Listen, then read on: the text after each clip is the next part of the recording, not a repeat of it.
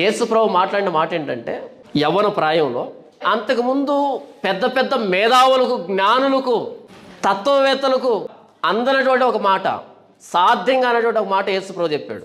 30 సంవత్సరాల నుంచి 33 సంవత్సరాల వయసులో ఉన్నటువంటి ఆయన చెప్పే మాట ఏంటంటే, ఒక స్త్రీని మోహపు చూపుతో చూచు ప్రతివాడు అప్పుడే తన హృదయం ముందు ఆమెతో వ్యభిచారం చేసిన వాడగును. ఈ మాట ఎవరు చెప్పాలి అంటే 80 సంవత్సరాలు 90 సంవత్సరాల వయసులో ఉన్న వ్యక్తి చెబితే బాగుంటుంది.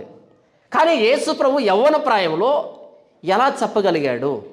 తెలుగులో ఒక సామెత ఉంది, వృద్ధనారి పతివ్రత అని. వయసులో ఉన్నప్పుడు ఇష్టం వచ్చినట్టు తిరుగుతారు, వయసు అంతా మంచాన్ని పడిపోయిన తర్వాత అప్పుడు అందరికీ నీతులు, ఎందుకంటే ఇప్పుడు చేసేదానికి ఏమీ లేదు కాబట్టి.